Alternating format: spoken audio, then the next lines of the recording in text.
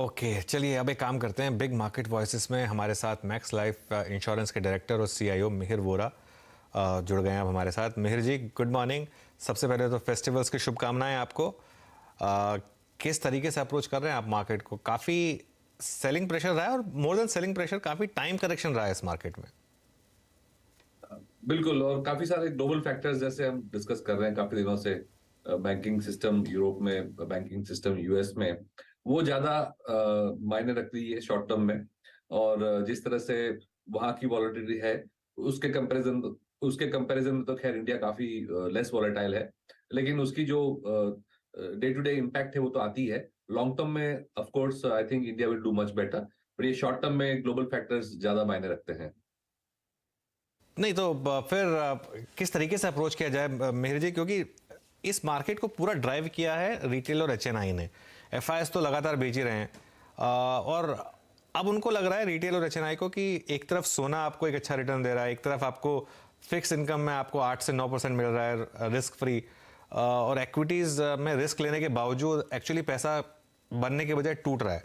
तो ऐसे में रिस्क है कि जो डोमेस्टिक फ्लो है वो इक्विटी से शिफ्ट होगा फिक्स इनकम या इवन गोल्ड की तरफ।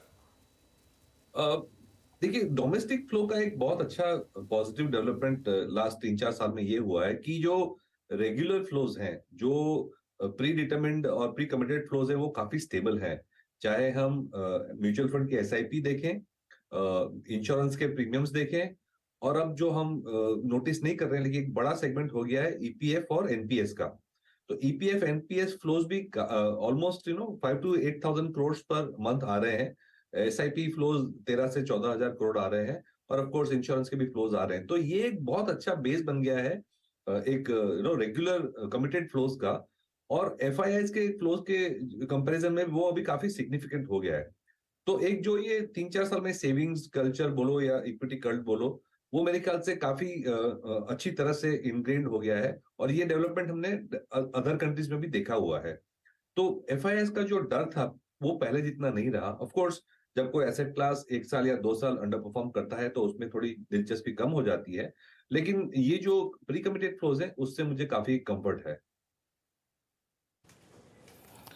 ओके अच्छा, अब मिहिर जी अब आते हैं आपके उसी कॉन्सेप्ट पे, वसुदेव कुटुंबकम। वॉल स्ट्रीट की बात करते हैं और फेड। आई मीन आप लोगों की एक्सपेक्टेशन क्या है? 25, 50 या फिर पॉज? और हर सर्कमस्टेंसेस में इक्विटी मार्केट्स के बिहेवियर की क्या एक्सपेक्टेशन है आपको? इस इवेंट को कैसे देख रहे हैं आप? देखिए, Fed is in a tight position. अगर 50 करेंगे तो मार्केट्स को बहुत शॉक लगेगा, क्योंकि काफी सिचुएशन खराब है, स्पेशली जो स्मॉल बैंक्स है वहां की। फेड और गवर्नमेंट को आके इंटरफेयर करना पड़ा था लास्ट वीक, तो वो इतना टाइट शायद ना करे। लेकिन अदर प्रॉब्लम ये है कि इन्फ्लेशन अभी भी वहां हाई है और फेड की क्रेडिबिलिटी काफी लो हो चुकी है। तो उनको अपना फेस सेविंग भी करना है। तो 0 करेंगे तो मुझे मेरे ख्याल से उनकी क्रेडिबिलिटी पे इम्पैक्ट आएगा। 50 करेंगे तो मार्केट पे इम्पैक्ट आएगा। तो मुझे लग रहा है कि 25 करके कमेंट्री हमें देखना चाहिए। 25 बेसिस पॉइंट्स हाइक करेंगे, और फिर क्या कमेंट्री करेंगे वो हमें ध्यान से सुनना पड़ेगा। मुझे नहीं लगता है कि 0 करना चाहिए, क्योंकि 0 करेंगे ना तो मार्केट को और स्ट्रेस हो जाएगा कि भाई ऐसा क्या खराब है जो हमें नहीं पता कि फेड ने एकदम ही पॉज कर दिया। जब 15 दिन पहले 50 बेसिस पॉइंट्स की बात कर रहे थे और सडनली 0 कैसे हो गया, तो वो भी एक अननोन का फियर आ जाएगा। तो एक्सपेक्टेशंस मैनेजमेंट और अपनी क्रेडिबिलिटी बचाने के लिए मेरे ख्याल से फेड 25 बेसिस पॉइंट्स हाइक करेगा। ओके 25 बेसिस पॉइंट की हाइक की अगर आप देखें, और आपको एक बहुत बड़ा अच्छा आपने तर्कसंगत और एक लॉजिकल जवाब दिया है यहाँ पे मिहिर जी। अच्छा, अभी कुछ देर पहले आपके आने से पहले हम निफ्टी आईटी को डिस्कस कर रहे थे। अभी आईटी सेंटर ऑफ प्रॉब्लम है, इसमें कोई राय नहीं है, बट यूएस में नेस्डैक का संभलना, एक स्ट्रॉन्ग प्राइस परफॉर्मेंस देना, बट हम अभी भी कोलैप्स करने के मूड में हैं। कुछ इवेंट्स थे, आई थिंक टीसीएस एक इशू था जिसने थोड़ा सा बीच में सेंटीमेंट खराब किया था, बट ये मिड कैप आईटी ज़्यादा पेन में है। Huge shorting, long unwinding, delivery based selling, ये इतना बड़ा डिफरेंशियल कैसे क्रिएट हो रहा है? नेस्डैक की प्राइस परफॉर्मेंस बहुत स्ट्रॉन्ग पिछले 5-7 सेशंस में, बट हमारे यहाँ वही लिक्विडेशन कायम है। आप कैसे अप्रोच कर रहे हैं आईटी को इस वक्त, and your special take on mid cap IT? देखिए, नैस्डैक एक बहुत बड़ा डिवर्सिफाइड इंडेक्स है, और उसमें एक्चुअली आईटी सर्विसेज का ज्यादा वेटेज नहीं है। हमारी जो आईटी कंपनीज है वो सारी आईटी सर्विसेज में है, जो कॉर्पोरेट्स को सर्विसेज प्रोवाइड करती हैं। नैस्डैक तो एक्चुअली जेन्युइन एक टेक्नोलॉजी इंडेक्स है, वहां पे बायोटेक भी है, हाईटेक भी है, और काफी सारा जो है वो कंज्यूमर फेसिंग, एक्चुअली एप्पल देखे, फेसबुक देखे, गूगल देखे, तो ये सारे एक्चुअली कंज्यूमर फेसिंग कंपनीज हैं, not the IT services company which provide B2B services to corporates. तो हमें नैस्डैक और इंडियन आईटी सर्विसेज को बहुत ज्यादा कंपेयर नहीं करना चाहिए, एक तो ये पॉइंट है। सेकंड पॉइंट ये है कि जो लास्ट 2 हफ्ते में प्रॉब्लम आई है सबसे ज्यादा ग्लोबली, वो बैंकिंग एंड फाइनेंशियल सर्विसेज में यूरोपियन बैंक्स और अमेरिकन बैंक्स में आई है। और हम अगर इंडियन आईटी सर्विसेज कंपनीज के सबसे बड़े क्लाइंट सेगमेंट देखें तो वो आईटी सर्विसेज है। तो जब ग्लोबली सबसे बड़ा क्लाइंट सेगमेंट है उसमें प्रॉब्लम्स आ रही है, तो ऑब्वियसली उसका इम्पैक्ट इंडियन आईटी सर्विसेज में आएगा। और मिड कैप सर्विसेज हमने देखा है, मिड कैप आईटी में टिपिकली एक दो कंपनीज ऐसी हैं जहां पे रीजनल बैंक्स या small mid cap banks US की, उसमें ज्यादा क्लाइंट बेस है, तो उसमें शायद थोड़ा ज्यादा इम्पैक्ट आता है। तो मेरे ख्याल से आईटी सर्विसेज को और नैस्डैक को इस तरह से देखना चाहिए। ओके, आईटी सर्विसेज और नैस्डैक का क्लियरली एक डायकॉटमी है यहाँ पर इस समय। मार्केट में इस समय एक क्लियर एक मूव जो है वो ब्रॉडर मार्केट में है। यहाँ पर एक अच्छी आउट परफॉर्मेंस है, लेकिन आईटी में प्रॉब्लम, इन्फोसिस डे लो पर, और उसके अलावा आईसीआईसीआई बैंक डे लो पर। तो ये कुछ स्टॉक्स हैं जो इस समय एक आपको एक लोअर साइड का मूव दिखा रहे हैं। मिहिर, तो इस साल आप क्या मेजर थीम्स में पैसा लगा रहे हैं? आपके पास पैसा काफ़ी आ रहा होगा डोमेस्टिक इन्वेस्टर से, क्या बड़ी थीम्स हैं जिन पर आप इस समय बैक कर रहे हैं? इस साल और पिछले साल भी थीम यही था कि डोमेस्टिक सेक्टर्स में ज्यादा फोकस करें, लेकिन उसमें आई थिंक लास्ट 2-3 महीने में हमारा जो रवैया है वो थोड़ा शिफ्ट हुआ है। नवंबर दिसंबर में उम्मीद ये थी कि जो डोमेस्टिक कंजम्पशन है वो और ज्यादा पिकअप होगा और ज्यादा मोमेंटम गेन करेगा, तो हम कंजम्पशन, डिस्क्रेशनरी और अदर सेगमेंट्स में ज्यादा ओवरवेट कर रहे थे, ऑटो एटसेट्रा में। लेकिन लास्ट 1-1.5 महीने से ऐसा लग रहा है कि जो इतना पिकअप की एक्सपेक्टेशन थी वो शायद नहीं हो रही है।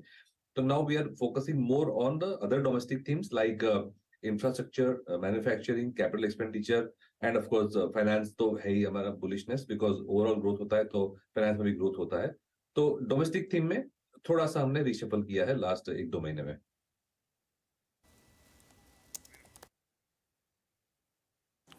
अच्छा मिहिर जी, एक और चीज़ हो रही है। आई मीन आप देखिए CY23 में हमारे लिए एक बहुत बड़ा चैलेंज था, a direct comparison of equity versus debt, specially when you are getting 8.59% एक सेफ रिटर्न जब आपको मिल रही है तो एक बहुत बड़ा चैलेंज होता है। अब सडनली जब गोल्ड 60,000 पे है तो आपको एक और विरोधाभास इक्विटी के अगेंस्ट खड़ा हुआ है। भाई गोल्ड ने भी अच्छा किया, डेट आपके पास एक विकल्प ही है।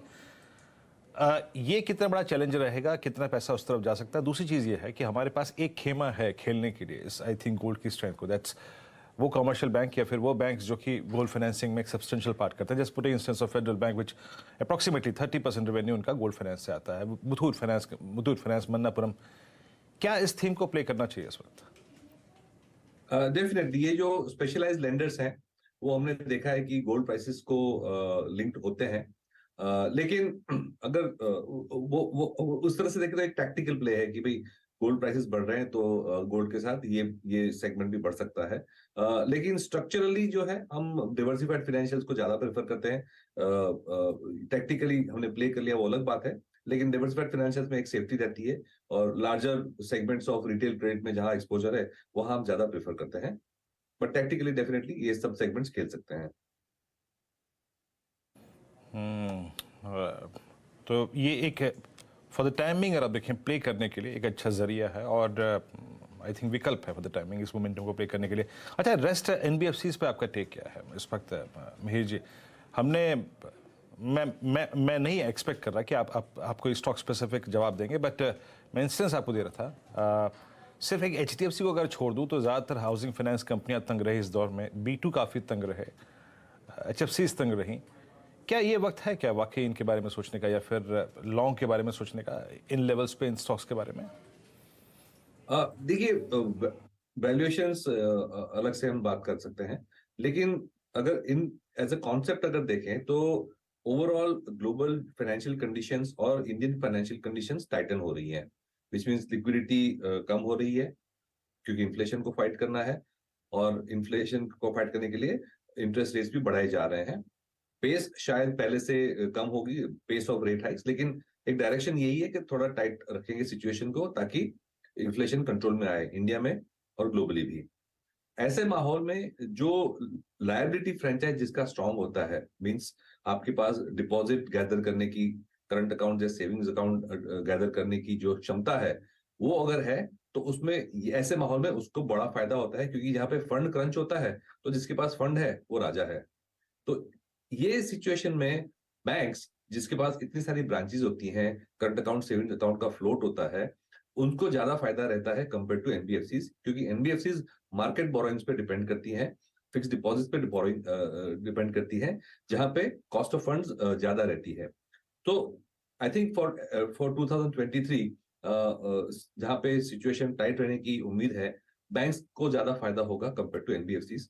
तो हम एनबीएफसीज पे ओवरवेट नहीं है, हम बैंक्स खास करके प्राइवेट सेक्टर बैंक्स पे ज्यादा ओवरवेट है। ओके, चलिए तो इस समय काफ़ी वॉलेटिलिटी है मार्केट में, हालांकि अच्छा आप एक बार ऑटो सेक्टर पर अपना व्यू दीजिए मेयर, यहाँ पर आपका क्या व्यू है, क्योंकि कमोडिटी प्राइसेस में कूल ऑफ वापस विजिबल है, क्या वो हेल्प करेगा फिर से ऑटो कंपनियों को? मार्जिन पे डेफिनेटली हेल्प करना चाहिए, और जैसे मैंने थोड़ी देर पहले कहा कि नवंबर दिसंबर में हमारी उम्मीद ये थी कि फेस्टिव सीजन के बाद और भी ट्रैक्शन दिखेगी और ऑटोज में, खास करके कार्स में, वो दिखी भी। लेकिन मार्च का इनिशियल रिपोर्ट ऐसा लग रहा है कि शायद इतनी ट्रैक्शन जितनी एक्सपेक्टेड थी उससे थोड़ी कम है। तो मेरे ख्याल से वेट एंड वॉच वाली सिचुएशन आ रही है, जहां पे वैल्यूएशंस अट्रैक्टिव हैं, मार्जिन प्रेशर्स जो थे वो कम हो रहे हैं, और ओवरऑल अपवर्ड कंजम्पशन की थीम तो है ही। तो मेरे ख्याल से अगर मार्च के नंबर से इतने खराब नहीं आए तो डेफिनेटली ये सेक्टर में हमें ओवरऑल पॉजिटिव रहने की उम्मीद है। टू व्हीलर्स में कम ट्रैक्शन दिख रहा है, लेकिन कार्स और यूटिलिटी व्हीकल्स में खास करके अच्छा ट्रैक्शन दिख रहा है। अच्छा, एक मेरी तरफ से एक लास्ट सवाल, ये फेड का जो अब पूरा मामला बनने वाला है यहाँ से मेहर, उसको लेकर आपका क्या व्यू है, क्योंकि इससे काफ़ी चीज़ें इम्पैक्ट होंगी, फंड फ्लोज, इंडिविजुअल सेक्टर के वैल्यूएशंस एटसेट्रा। आपको लग रहा है हम काफ़ी क्लोज हैं पॉज के, या अभी भी ये बैंकिंग क्राइसिस खत्म होने के बाद फेड का फोकस वापस इन्फ्लेशन पर ही रहने वाला है और अभी भी सिस्टम में रेट हाइक्स बाकी हैं? और बैक होम इवन इंडिया में रेट्स को लेकर आपका क्या व्यू है? मेरे ख्याल से जो जितना कड़ा रवैया रिजर्व बैंक और फेडरल रिजर्व ने अपनाया था, वो थोड़ा सा मॉडरेट होगा, वो थोड़ा लूजन होगा, क्योंकि क्राइसिस काफी बड़ी है। और एक रिपोर्ट ये भी था कि अभी तो हमने सिर्फ silver gate bank, signature bank और सिलिकॉन वैली बैंक ही देखा है, लेकिन ऐसी 186 और बैंक्स हैं जो सिमिलर सिचुएशन में है। तो मेरे ख्याल से ये अभी प्रॉब्लम कंप्लीटली गया नहीं है, और इसकी वजह से मेरे ख्याल से फेड जो है केयरफुली ट्रेड करेगा। जैसे मैंने डिस्कस किया कि एक बैलेंसिंग एक्ट है, एक साइड पे इन्फ्लेशन फाइटिंग की जो फेड की क्रेडिबिलिटी है वो दाव पे है, दूसरे साइड पे फाइनेंशियल सिस्टम की स्टेबिलिटी। तो ये बैलेंसिंग एक्ट कैसे हैंडल करती है वो काफी इंटरेस्टिंग है आज देखने के लिए। लेकिन मैं एक चीज ये कहूंगा कि ऐसे माहौल में हम नोटिस करें कि यूरोपियन सेंट्रल बैंक ने last week 50 basis point hike किया, जो पहले जितना ही कड़ा अप्रोच था। तो in spite of all the problems with credit Suisse etcetera, जो यूरोपियन सेंट्रल बैंक ने अपना इन्फ्लेशन फाइटिंग का जो उद्देश्य था उस पर कॉम्प्रोमाइज नहीं किया है। मेरे ख्याल से ये भी रब ऑफ एक फेड के थिंकिंग में आएगा, इसलिए मुझे नहीं लगता है कि जीरो होगा, 25 बेसिस पॉइंट हाइक तो होना चाहिए। लेकिन उसकी जो हम अगर इम्पैक्ट देखें वो शायद इंडिया पे इतनी ना आए, क्योंकि हमारी जो स्टोरी है वो मोर डोमेस्टिक है, और ऑयल प्राइसेस ऐसे माहौल में नीचे जाते हैं तो वो हमें फायदा करते हैं। ओके, चलिए मेहर जी, बहुत बहुत शुक्रिया, आप इस कार्यक्रम में शामिल हुए, सभी इंडस्ट्रीज पे, सेक्टर्स पे, ग्लोबल मार्केट्स पे अपना आउटलुक शेयर किया। एक बार फिर से बहुत बहुत शुक्रिया, और आपको गुड़ी पड़वा और नवरात्रि की सर बहुत बहुत शुभकामनाएं इस पर्व की। आपको भी। लौटे इंडस्ट्रीज पे एक बार फिर से 17,137 और करीब करीब 39,927 इंडेक्स अब मोर और लेस अपनी डे लो और डे हाई की ट्रैजेक्टरी के बीच में झूलते हुए, स्पेशली निफ्टी बैंक। बट इस पर कोई राय नहीं कि आज के आई थिंक जो सबसे बड़े एडवांटेज को कैरी करने में निफ्टी आईटी अब तक सक्षम नहीं रहा है, आई मीन एक बार फिर से डे लो की तरफ मात्र अब 82 अंकों का उछाल है यहाँ पे। मुझे याद आ रहा है अनुज कि HCL टेक्नोलॉजी सचिन की कॉल थी और शॉर्ट कॉल उन्होंने ली थी, और इस वक्त मैंने कहा भी था कि लीजिए कि सचिन शॉर्ट कॉल के साथ आ गए। शॉर्ट कॉल वो अब करीब करीब 1084 पे, क्या बेहतरीन, क्या शानदार कॉल थी। मेरे ख्याल से वो 1096 के आसपास या फिर 1090 के आसपास वो शॉट था। It's doing well. बिल्कुल। मैं यहाँ पे रोलिंग की बात कर रहा हूँ, ये स्पॉट है। नहीं अच्छा, एक और चीज़ वीरू, एक बड़ा खबर आ रही है, मैं टिकट टीम को बोलूँगा फ्लैश करने को।